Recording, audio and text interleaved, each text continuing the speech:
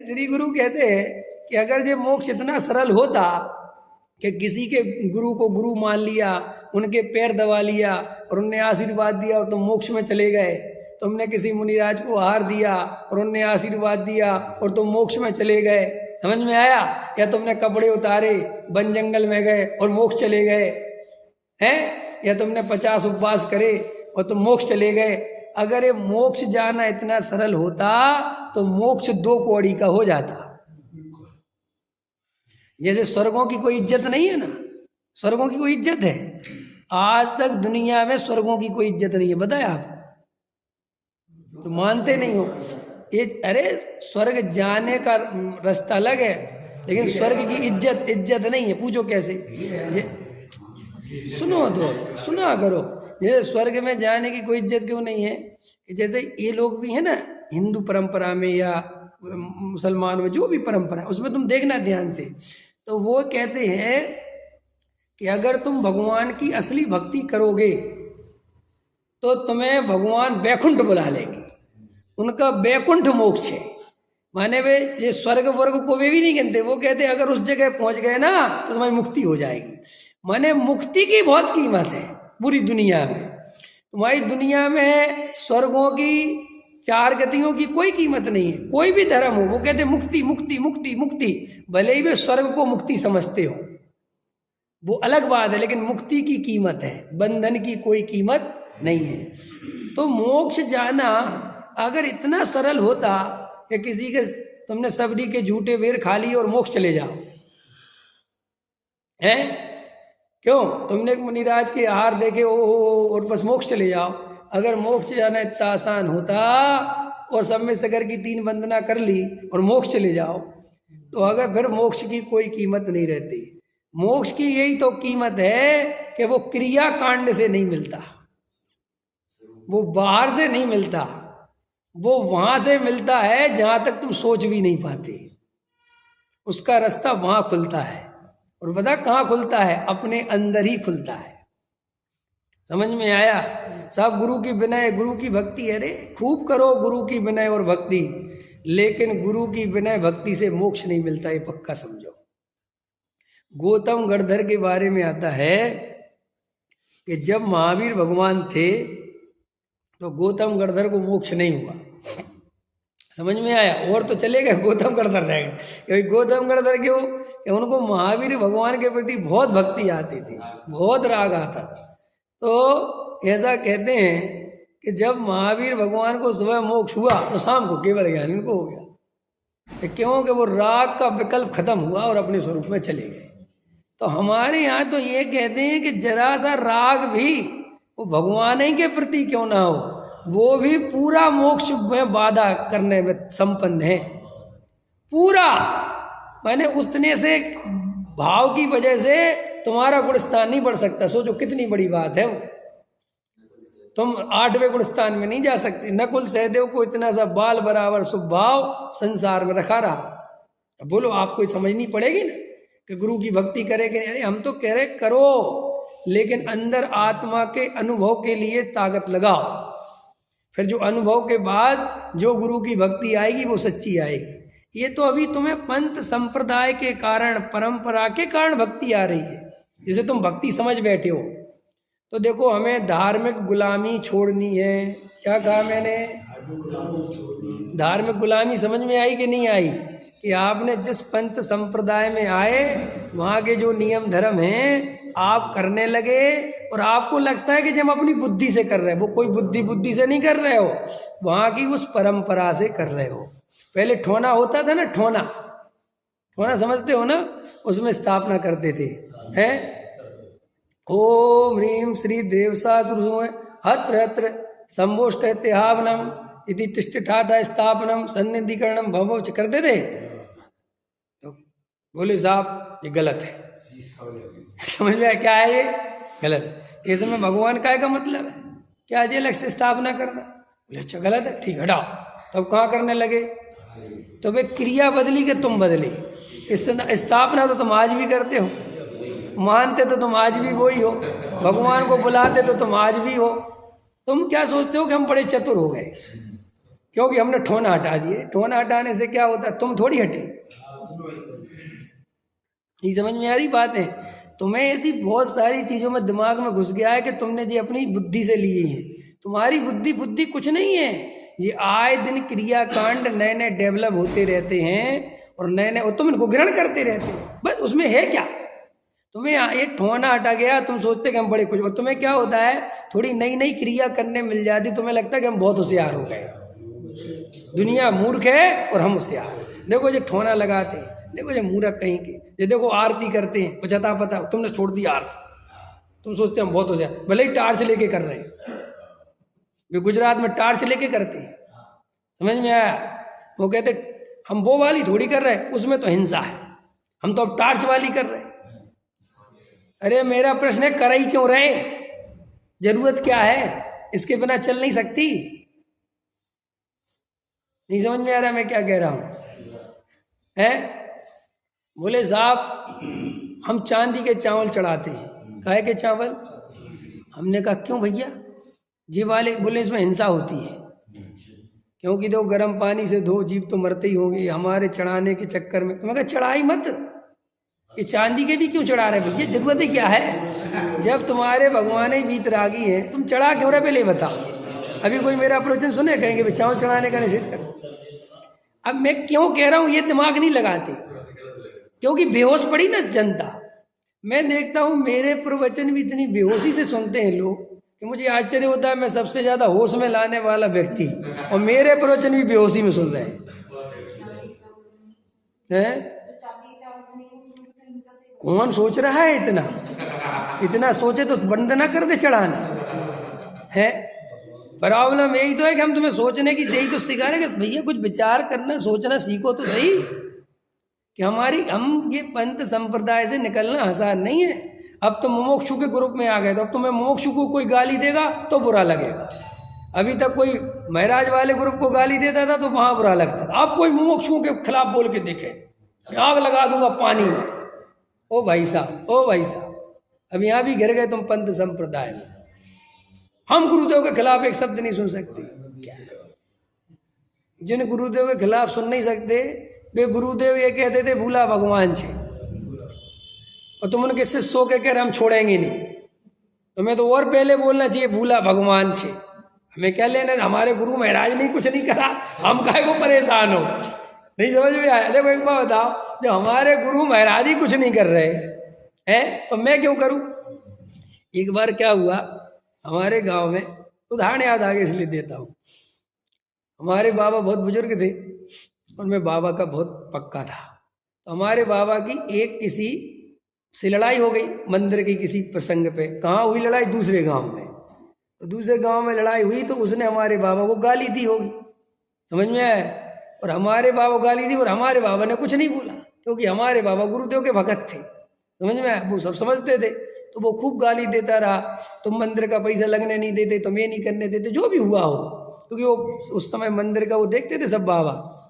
बाबा सुन के घर आ गए। मैं उस समय रहा हूँगा 15-16 साल का, 15 ही का हूँ। तो बाबा बैठे थे, मैंने पानी दिया उनको, तो इतने में जो दूसरा था साथ में गया था, बोले भैया तुम्हारे बाबा को ने बहुत गाली दी। इन्हें कहा किसने? फला आदमी ने। अरे भाई साहब, मैं निकला बाहर, निकल बाहर घर के समझ गया? हाँ बिल्कुल एकदम, मैं फॉर्म में, निकल बाहर निकल, तूने मेरे बाबा को गाली दी। तो मेरे बाबा ने उस समय जवाब दिया, अरे मूर्ख चंद मेरी भी तो सुन ले समझ गया? मैंने कहा तुम फालतू मत बोलना, दिमाग खराब मत करना, चाहे जिसकी सुन के आ जाते हो। तो बोले तू भी सुना ही रहा है समझ में आया कि नहीं आया? तू इज्जत कर रहा है कि बेइज्जती कर रहा है? मुझे उसकी तो बेइज्जती की फिक्र नहीं है, तू क्या कर रहा है? कि मैं तुम्हारी इज्जत के लिए तो लड़ रहा हूँ, मेरी बेइज्जती करके समझ में आया? कि मैं तुम्हारी इज्जत के लिए तो लड़ रहा हूँ कि मेरी बेइज्जती करके। कैसी बेइज्जती? कि तू जब मेरी सुन नहीं रहा तो तू मेरी बेइज्जती हुई कि नहीं? अच्छा मैं कहा चलो बोलो, समझ में आया? और मैं जो है डंडा निकाल लाया, ऐसे समझ में, डंडा लेके आया। तो वो डंडा लेके वैसा खड़ा हो गया बाहर इधर। तो बोले के बाद तुझे किसने क्या कहा? मैंने कहा वो कह रहा भला के तुम्हें उसने गाली दी। तो बोलते तूने मुझसे पूछा? मैंने कहा तुमसे क्या पूछना, तुम तो सुन ली होगी। तो बोले कभी ये तो सोचा कर कि जब मैंने सुन ली तो तू कौन होता है लड़ने वाला। जब मैं ये कह रहा हूँ कि उसे कुछ पता ही नहीं, अज्ञानी जीव है, भूले भगवान है बेचारे, उन्हें खबर है कुछ, और तू मेरे पीछे लड़ रहा है। माने मैं जो जिसको दी, मैं तो शांत होके बैठा हूँ और तू अपना भाव खराब करने में लगा है मेरे नाम पे। बोलो हम ये धर्म के नाम पे करते हैं कि नहीं? हम आर्गुमेंट्स कर रहे हैं, हम झगड़े कर रहे हैं फेसबुक पे, समझ में आया? जो हमारे गुरुदेव के खिलाफ बोलेगा हम उसका नाम और निशान मिटा देंगे। क्या कर रहे हैं भाई क्या कर रहे हो तुम? बे गुरुदेव जिनको तुम गुरुदेव मान रहे हो या अपना गुरु मानते हो, उनसे तो जाके पूछोगे वे क्या कह रहे हैं? मुनिराज तो सबको क्षमा भाव धारण करवा रहे हैं, और मुनिराज तो कह रहे हैं सब क्षमा धरो, सब कोई जीव के प्रति बैर मत रखो, और तुम मुनिराज के नाम पे लड़ाई कर रहे हो। तो तुम अज्ञानी हो कि नहीं? तुम भगत कहलाओगे कि मूर्ख कहलाओगे? लेकिन ये अंधी भक्ति सिर पे चढ़ के बोलती है जी, ये अंधी भक्ति अंधा कर देती है, इसलिए इसको अंधी भक्ति बोलते हैं। तो देखो भाई, ये पंथ संप्रदाय बदलने से धर्म नहीं होता, एक ग्रुप बदलने से धर्म नहीं होता। और आपने 2-4 क्रियाएं छोड़ दी और आपने 2-4 नई क्रियाएं पकड़ ली, इससे कुछ होने वाला नहीं है। कि साहब आप कहना क्या चाहते हो? हम ये कहना चाहते हैं कि तुम्हें अनुभव में जाना पड़ेगा, तुम्हें विचार स्वयं करना पड़ेगा, अच्छे सच्चे का निर्णय तुम्हें करना पड़ेगा, झूठ का सत्य का निर्णय तुम्हें करना पड़ेगा, तुम्हें स्वयं ही सच्ची भक्ति अंदर से करनी पड़ेगी, तुम्हें ही अपना विवेक जागृत करना पड़ेगा। तुम दूसरे के भरोसे धर्म नहीं कर सकते, ये वस्तु का स्वरूप है। तुम्हारे गुरु के आशीर्वाद से धर्म नहीं हो सकता। कोई पंडित विद्वान तुम्हें आत्मा का अनुभव नहीं करा सकता, कोई तुम्हें सम्यक दर्शन नहीं दे सकता, कोई चाहे क्रिया बदलो, चाहे पंथ बदलो, चाहे संप्रदाय बदलो, चाहे गुरु बदलो, कुछ नहीं होता इन बात। क्या दम इन बात? देखो हम आदिनाथ की मूर्ति की प्रतिमा की पूजा करें, क्या हो जाएगा? कि नहीं हम महावीर की करें, हो क्या जाएगा? ना वहाँ आदिनाथ बैठे हैं ना महावीर बैठे, ये तो तुम्हारे मन की कल्पना है। तुम आदिनाथ को देख लेते हो बैल बना है तो आदिनाथ बोलने लगते हो, तुम देखते हो कि शेर बना है तो महावीर बोलने लगते हो। वहाँ ना शेर है ना महावीर है, महावीर तो सिद्ध भगवान बन गए, और तुम इन्हीं राग द्वेष कर करके मरे जा रहे कि नहीं है? वो शांतिनाथ को तो वर्ग रह ही गया। बताओ तुम लोगों को शर्म नहीं आती? बेचारे शांतिनाथ को छोड़ दिया, बेचारे शांतिनाथ। मुझे महाराज ये पूजा करने वाले भगवान हैं, बोलो शांतिनाथ कर, जो शांतिनाथ मूल नायक फलाना करते ना। हमने राग द्वेष के लिए कितनी जगह बना रखी है। मूल नायक का अलग अर्घ बोलना चाहिए, फलाने का अलग अर्घ बोलना चाहिए, और जो भगवान हो उनका जरूर बोलना चाहिए, जो नहीं हो उनका तो और पहले बोलना चाहिए। आकृतम वालों भी नहीं रह जाए हैं, आकृतम वाले रह जाएंगे कि नहीं रह जाएंगे? अजय एक बात बताओ, ये आकृतम चैत्यालय बने हैं, रोज इनकी पूजा होती होगी भैया? रोज जाते होंगे वहाँ पूजा करने आदमी? क्योंकि इनमें तो लिखा है कि वो अष्टांगिका में जाते हैं, तो बाकी टाइम कौन करता है वहाँ पूजा? कौन ध्यान रखता है उन भगवान का? प्रश्न है मेरा, बताओ कोई दम हो तो किसी। क्यों वहाँ भगवान की अभिनय नहीं होती होगी? कोई नहीं जाता। कम से कम 100 धर्म को 10-50 देवी देवताओं की ड्यूटी तो लगानी चाहिए कि भैया रोज प्रक्षाल पूजा पाठ पढ़ना, वहाँ जैसे हम लगा देते हैं ड्यूटी, समझ में आए? वहाँ भी लगा देनी चाहिए। देखो भाई वहाँ नहीं लगाते, क्योंकि वहाँ तुम्हारे जैसे भगवान नहीं है जो गंदे हो जाएं, धूल चढ़ जाए, समझ में आए? उनकी साफ सफाई करनी पड़े, उनका मार्जन करना पड़े। ये तो हम इस मनुष्य पर्याय में, इस कर्म भूमि में, इस रेतीली जगह में, धूल धक्कड़ में जो प्रतिमाएं बनाते हैं, खुद इनका निर्माण करते हैं, और ये कालांतर में नष्ट भी हो जाती है। तो इनका हमें रख रखाव देख रेख करनी पड़ती है। अब ये बातें मैं बोल रहा हूँ तो तुम्हें लगेगी कि पता क्या क्या मैं क्या क्या नहीं बोल रहा हूँ। मैं तुम्हें सत्य बता रहा हूँ, तुम समझते नहीं हो। तुम जिन बातों में लड़ते हो वे सब बातें 2 कौड़ी की हैं, 2 कौड़ी।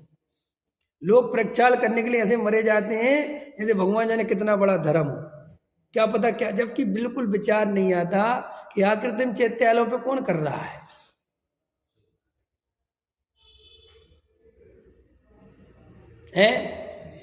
बोलो, कहीं तुमने पढ़ी पत्रिका में कि अष्टांगिका में वहाँ महामस्तक अभिषेक होता है नंदीश्वर द्वीप में है? पूजन करने जाते, ये लिखा है शास्त्र में, आगम में, वहाँ ये लिखा कि महामस्तक अभिषेक होता है उन प्रतिमाओं का, जल से, दूध से, चंदन से, पढ़ा कभी तुमने? लेकिन देखो यहाँ पंचामृत अभिषेक करने वाले भी हैं, और उनसे पूछो क्या आधार है तुम्हारा ये करने का, तो कहते हैं आगम में लिखा है। तुम्हारे लिखने वाले भी लिख ले तो हम क्या करें? तो लेकिन तर्क युक्ति से आपको विचार, लेकिन अपन वही बताया ना, तर्क युक्ति से कोई विचार नहीं करता। वो हमारे ग्रंथ में लिखा है, बस हम इसलिए कुछ नहीं कर सकते। क्यों नहीं कर सकते? अगर ग्रंथ में कोई गलत परंपरा लिखी है तो उसे हटा दो, हम नहीं मानेंगे ये तो गलत लिखा है, और ये बीच में किसी ने मिला दिया है, हम क्या माने? क्यों कि साक्षात जिसमें हिंसा हो रही है, जिसमें जीव राशि मर रही है, हम ऐसा काम कैसे कर सकते? ये नहीं सब शास्त्र में लिखा होगा, शास्त्र में हम नहीं मानते शास्त्र है। क्यों?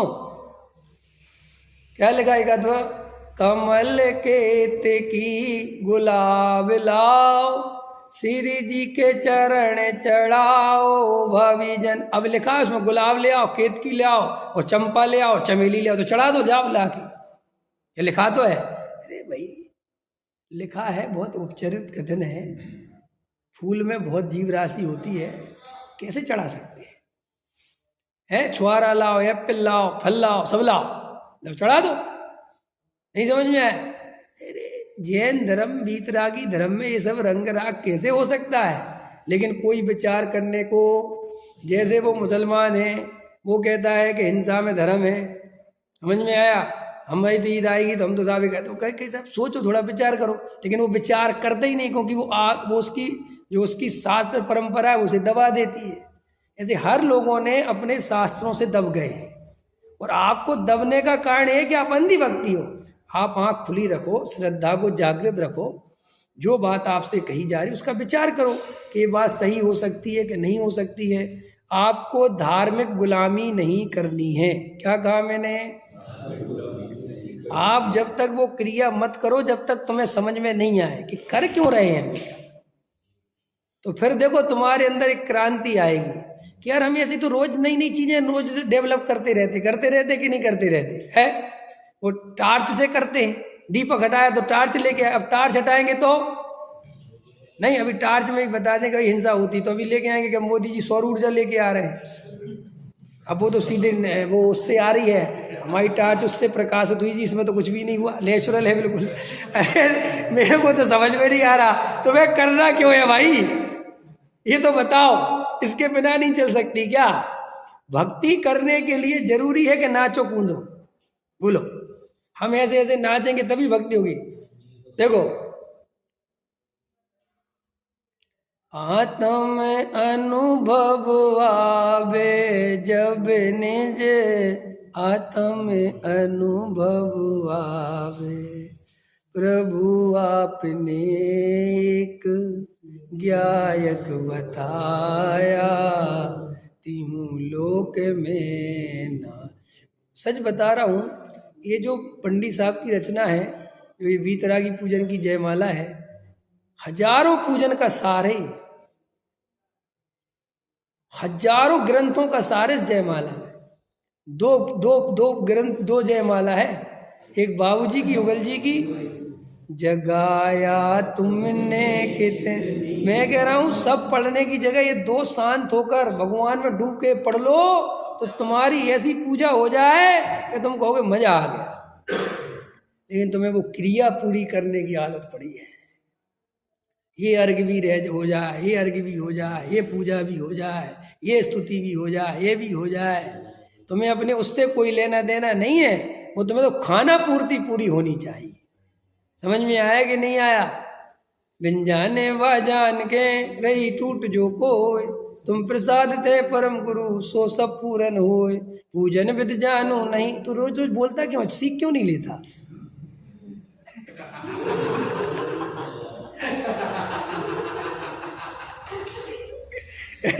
ये रोज रोज पूजन विद जानो तो सीख लेना भाई। ये रोज रोज की नोटंकी क्या है? एक दिन सीख लेना ढंग से कैसे करी जाती है? लेकिन कोई कुछ नहीं। अभी कहे कि साहब आप क्या कहना चाहते? हम कुछ नहीं कहना चाहते, हम तो तुम्हें जगाना चाहते हैं, हम तो तुम्हें बेहोशी से बाहर लाना चाहते। तुम होश में तो आओ, थोड़ा सा तो होश रखो, थोड़ा सा तो विचार करो कि वीतरागी मार्ग कैसा है।